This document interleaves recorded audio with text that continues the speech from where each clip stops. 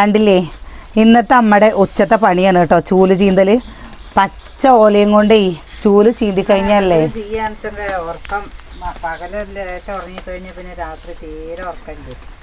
ഇതൊക്കെ നമുക്കൊരു എങ്ങനെ പറയുക പണിയെടുക്കാനുള്ള ഒരു പ്രചോദനമാണ് കേട്ടോ. ഇല്ലെങ്കിൽ നമ്മൾ ഇതേപോലെ മടിയന്മാരും മടിച്ചുകളൊക്കെ ആവും എനിക്ക് തോന്നുന്നുണ്ട്. എന്താണ് നീ ഒന്നും മിണ്ടാത്തത്?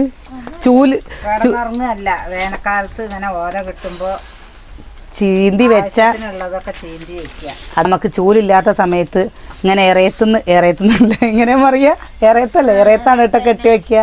അപ്പോൾ ഇറയത്തുനിന്ന് ഇങ്ങനെ എടുത്ത് ഇങ്ങനെ കൊണ്ടുവരാ, എന്നിട്ട് ഇങ്ങനെ അടിക്കുക. ഇപ്പോൾ ഇറയത്തൊന്നും വെക്കാറില്ല കേട്ടോ. ഇപ്പം നമ്മൾ വിറകാലയുടെ ഉള്ളിൽ കൊണ്ടുപോയി വെക്കും ചൂലുണ്ടാക്കിയിട്ട്. ഈ പച്ച ഓലയും കൊണ്ട് ചീന്താൻ എന്ത് സുഖാച്ചിട്ടാ. നിങ്ങളേ ഇതും കൊണ്ട് വാച്ച് ഉണ്ടാക്കിയിട്ടുണ്ടോ? ഇതും കൊണ്ട് വാച്ച് ഉണ്ടാക്കിയിട്ടുണ്ടോ? കണ്ണാടി ഉണ്ടാക്കിയിട്ടുണ്ടോ?